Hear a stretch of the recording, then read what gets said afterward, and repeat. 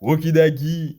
Et voilà, on est avec une toute nouvelle team cette fois-ci, la Gota Mewtwo Gacha. Alors, yes, X d'avoir partagé ce magnifique combat. Du coup, là, on est bien en Ligue IPA, on n'est pas en Major IPA, justement. J'ai plein de combats de Major IPA que j'ai pas eu le temps de poster, malheureusement. Ben, il y a la rotation de Ligue, donc les combats sont là, ils sont sympas. Mais je sais pas trop si je dois les poster ou pas, donc je vous laisse me dire. Est-ce que vous voulez les voir? Si vous voulez les voir, s'il y a plein de commentaires qui disent ouais, balance les vidéos, vas-y, je fais une vidéo. Mais bon, sinon, ben, ça va rester là, dans les oubliettes, je vais les garder juste pour moi. Voilà, pour revisiter certains match-ups. Enfin bref, du coup, pour parler de la team, donc dans la team, on a un Mewtwo Shiny Obscure. Du coup, franchement, là, on a un gros flex de la part de Ike qui a sorti le Mewtwo Obscure. Pour les deux autres Pokémon, ils ne sont pas obscurs, c'est juste un gros tas de mots. Ben, du coup, 89%. Et un Alligator Shiny, pas obscur, mais qui est, ben, du coup, ouais, puisque le obscur, il n'est pas Shiny, il est dispo. Voilà, je pense que ça, vous le savez déjà. Et il est 166e en Ligue IPA. Du coup, franchement, pas dégueu la team, plutôt intéressant. Enfin bref, trêve de bavardage, c'est parti pour le combat. On a Gotadmov en lead qui se retrouve face à Viridium. Du coup, let's go, super lead pour le Gotadmov. Aucune attaque de Viridium ne fait peur au Gotadmov. Du coup, si l'adversaire est, c'est que potentiellement il a un deuxième Pokémon qui a peur de Gotadmov. Là, on voit une tentative de catch sur le Tartare. Sauf que Tartare il va devoir se manger un point éclair avant de pouvoir placer un move. Voilà.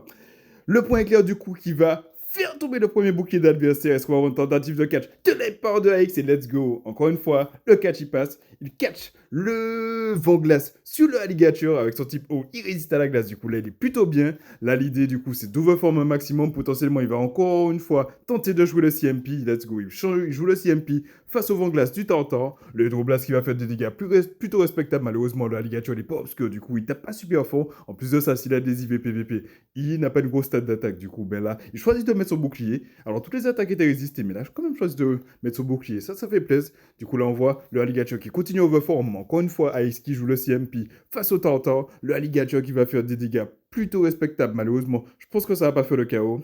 À ce stade-là, le Tartar, il peut pas forme down avant qu'on place un autre hydroblast. Du coup, là, il est obligé d'envoyer une attaque. Si c'est Vanglass, va clairement résister. Si c'est ébullition, on peut encaisser ouf avec un HP. C'est là que les IV, clairement, ça fait plaisir. Là, le Gotan qui revient et qui peut forme down totalement le Tartar avant que le Tartar ne puisse envoyer un move. Et là, on voit le dernier Pokémon de l'adversaire. Le dernier Pokémon, c'est Amphinobi. Let's go. Clairement, l'Amphinobi, il a détruit le Mewtwo dans le bac. Du coup, là, on peut placer le premier point éclair histoire de faire des big damage. Ça a fait bien 50% de la vie du Amphinobi qui est déjà dans le jaune. Le deuxième point qui va faire tomber le bouclier de l'adversaire. À ce stade-là, on a vraiment besoin d'éliminer l'Amphinobi parce que clairement, l'Amphinobi, il est très rapide à changer. Il va clairement devancer le Mewtwo et ça risque d'être compliqué pour la suite parce que le Viridium, il a sûrement accès à une attaque du genre Lame-feuille, en tout cas une attaque neutre qui peut faire des dégâts sur Mewtwo. Mewtwo qui n'a aucun bulk. Et en plus de ça, on est en Ligue hyper et il est obscur. Enfin bref, là l'adversaire choisit de revenir direct avec son Viridium. On n'a plus de bouclier du coup là. Après on peut encaisser toutes les attaques sauf lame de rock. L'adversaire qui joue lame de feuille, qui joue lame-feuille, lame de feuille, lame-feuille, lame-feuille et lame-sainte. Du coup là on peut tenter un catch et let's go encore une fois. Le catch y passe. Ice qui est vraiment on fire sur cette game, puisqu'il catch l'âme-feuille sur le alligator. Le Mewtwo, du coup, maintenant qu'il est dans l'arène, il vient clairement devancer le Viridium sur toutes les attaques. On a déjà vu le moveset, du coup, il joue pas l'âme de rock. Du coup, c'est GG.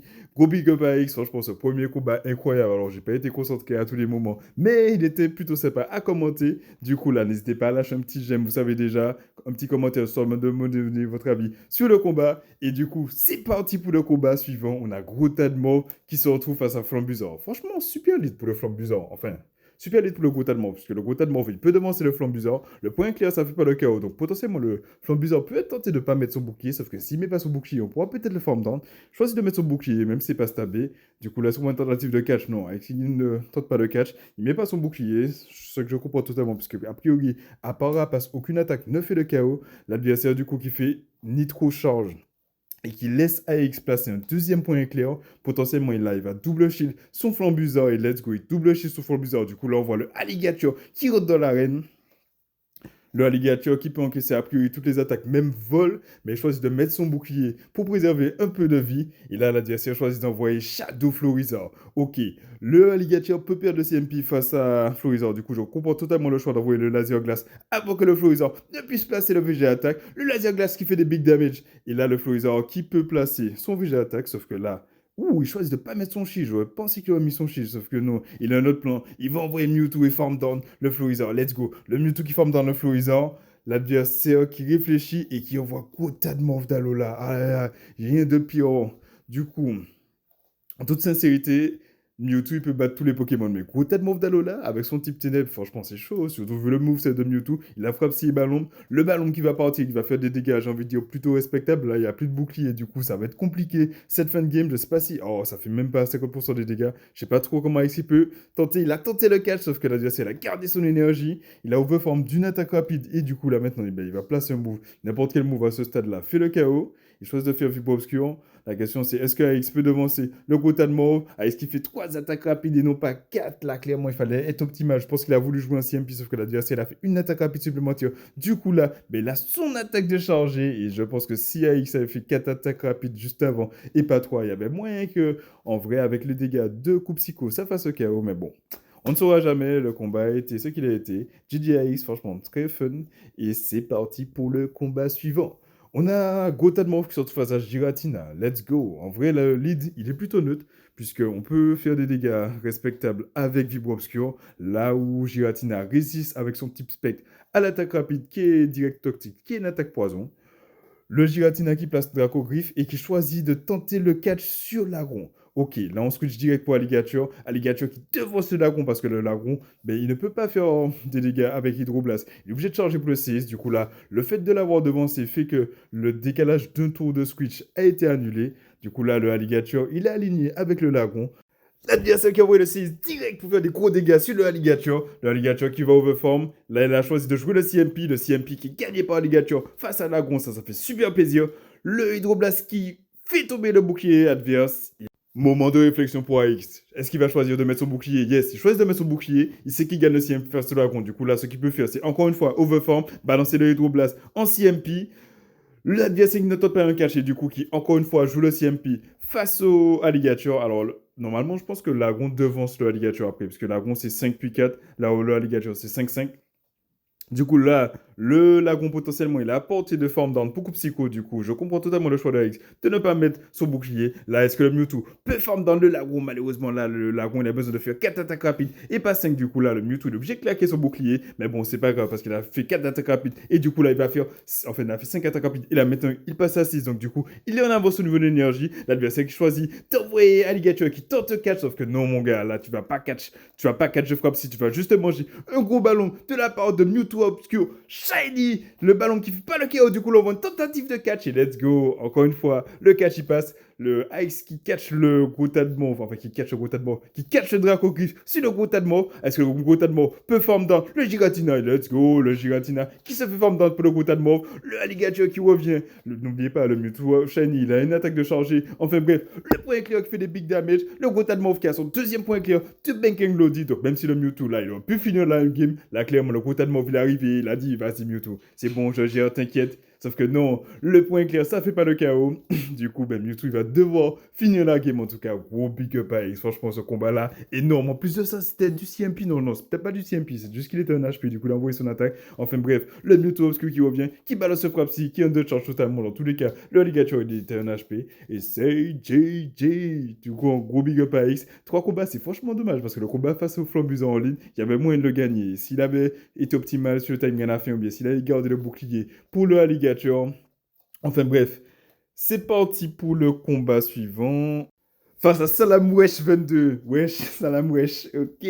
Du coup, là, super lead pour le Grootadmorph. Enfin, super lead pour la team parce que le Amphinobi, clairement, la backline, elle a pas trop envie de l'affronter. Du coup, là, le Amphinobi devance le Grootadmorph. Il choisit de pas mettre son shield sur le tranche-nuit. Ok, je pensais que l'adversaire aurait envoyé l'Hydroblast direct. Clairement, là, il fallait envoyer l'Hydroblast direct parce que là, le Grootadmorph, il peut faire une attaque rapide, placer le point éclair qui va peut-être faire tomber le premier bouclier de l'adversaire. Let's go. Le premier bouclier adverse qui tombe. Le Grootadmorph qui continue overform. Alors à ce stade-là, je pense que Hydroblast a fait le KO. Du coup, c'est très risqué de la part de X de ne pas mettre son shield. Sauf que l'adversaire, encore une fois, est bait. Et il envoie tranche-nuit. Du coup, là, le Grootadmorph peut devancer le Amphinobi terrible de la part de l'adversaire d'avoir bait autant. En plus de ça, je crois que là, peut-être, il avait un autre tranche-nuit. Sauf qu'il l'a pas envoyé. Du coup, là, il est obligé de claquer ses deux boucliers sur son lead. Là, le Grootadmorph qui continue à overform, mais qui est pas loin du point éclair. Du coup, est-ce qu'on voit X met son bouclier? Let's go, j'aime bien ce play. X met son bouclier, qui a le point éclair, quasiment le chargé. Non, il n'est pas chargé, sauf que l'adversaire, je crois qu'il a entendu un tour pour ne pas se faire catch. Du coup, mais pendant ce temps, le Grootadmorph, il a pu faire une attaque rapide. supplémentaire, il plaçait le point éclair qui fait le chaos, et là, l'adversaire qui envoie gros tas de morts. Ok, l'adversaire aussi avait son gros tas de morts, sauf qu'il n'a pas respecté notre gros tas de morts, puisque ben, clairement, avec son Finobi, il n'a pas fait le taf, il aurait pu le one-shot avec deux hydro-blast, même pour l'instant, il de spammer les tranches-lui. Du coup, là, on voit un switch agressif pour le Mewtwo, l'adversaire qui envoie Dracofeu, let's go. A priori, Mewtwo, il gagne le CMP, du coup, là, il balance le Frapsy juste avant que le Dracofeu envoie son attaque pour garder l'alignement. Au cas où ça fait pas le chaos, ça fait pas le chaos. Du coup, très bon choix de la part de AX, puisque à ce stade-là, il peut farm down, j'ai envie de dire. Puisque là, il lui manque encore une attaque rapide de Dracofeu. Ouais, il manque encore une attaque rapide de Dracofeu. Placer le Dracogriffe suivant. Du coup, là, le gros Tadmorph qui revient, qui n'a aucune chance face au Mewtwo. Le Frapsy qui va partir et qui va one-shot le gros Tadmorph. Et c'est GG. Franchement, énorme ce combat. Il a fait très plaisir à vivre. Alors, franchement, l'adversaire, pour le coup, ça la mouèche. Là, il faut te remettre en question. Là. Le Amphinobi, il faut balancer les Hydroblast. Tranche-lui, spam.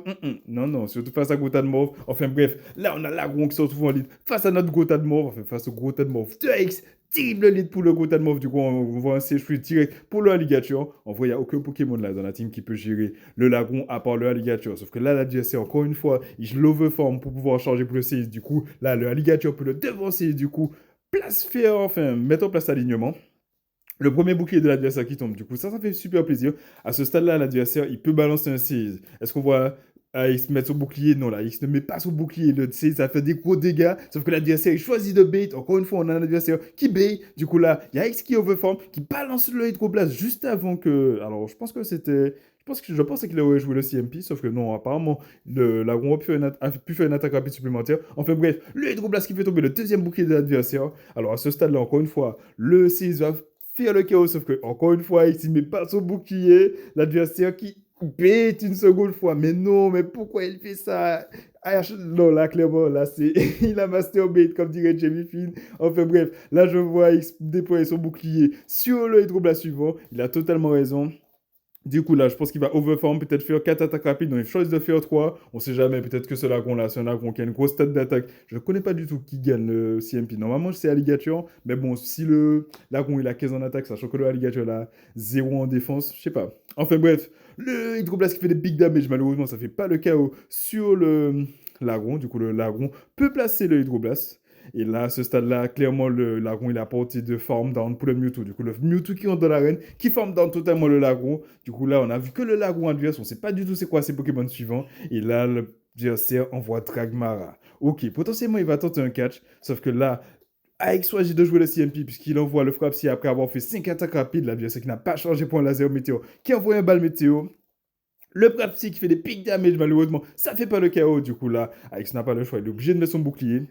Alors, Mewtwo, il a une grosse stat d'attaque. Du coup, il gagne le CMP face à quasiment tout le monde. Du coup, là, le balle météo est shieldé. Il sait qu'il gagne le CMP. Du coup, là, il va overform, j'ai envie de dire, pour 4 attaques rapides. Let's go. Il place 4 attaques rapides. Puis il faut 5 attaques rapides. Puis 4 attaques rapides à Dragmara pour placer son balle météo. Le excellent qui est fait sur le Frapsy qui va faire le KO sur le Dragmara. Et là, le dernier Pokémon de l'adversaire, c'est Dracofeu. Du coup, à mon avis, encore une fois, il va jouer le CMP. Non, il ne joue pas le CMP. Il choisit plutôt de switch pour le Gotalmo, pour faire le catch. Let's go. Encore une fois, le catch, il passe. Il catch le Dracogriffe sur le Grotalmorph. Du coup, là, le Grotalmorph, il peut commencer à charger d'énergie. À ce stade-là, avec le point éclair, il va faire le KO sur le Dracofeu. Du coup, là, le Dracofeu, très intelligemment, joue le CMP face au Grotalmorph, parce que ben, Grotalmorph perd le CMP face à Dracofeu, sauf que Dracofeu, il a une grosse stat d'attaque, mais pas une plus grosse stat d'attaque que le Mewtwo, et dans tous les cas, il n'avait pas d'attaque de chargée, puisque là, il a fait une cruelle supplémentaire, du coup là, à ce stade-là, le Frapsy, ça va renvoyer Dracofeu dans sa Pokéball et c'est GG. Du coup, franchement, très très beau showcase de la part de AX. Franchement, c'est dommage là. Là, pour le coup, 4 victoires, ça fait super plaisir, mais le 5 victoires, il était clairement possible. Fallait juste rester discipliné dans le timing face au gros tas de Morph d'Alola. Enfin bref, en tout cas, ça n'empêche pas que cette petite session de combat était super fun à commenter. En tout cas, gros big up à X. N'hésite pas à me repartager les combats parce que franchement, tu te bats super bien. Actuellement, tu es Ace, mais là, tu as largement le niveau pour pouvoir faire légende. Le petit super qui fait plaisir sur le Strassy. Enfin bref, si jamais vous voulez que je fasse des commentaires de vos combats, n'hésitez pas à me contacter. Il y a moyen qu'on s'organise. Alors pour l'instant, j'ai pas mis en place de formulaire. Du coup, bon, connectez-vous à TikTok, Ajoutez-moi sur TikTok. Et puis bon, voilà, on s'arrange. Enfin bref, j'espère que vous avez kiffé la vidéo. N'hésitez pas à regarder les autres vidéos du même style que j'ai pu faire qui apparaissent par-ci, par-là, en quelque part. Enfin bref, j'espère que vous avez kiffé. Un max de commentaires, un max de j'aime. Abonnez-vous, partagez. Et puis à la prochaine, hein. Yes, I.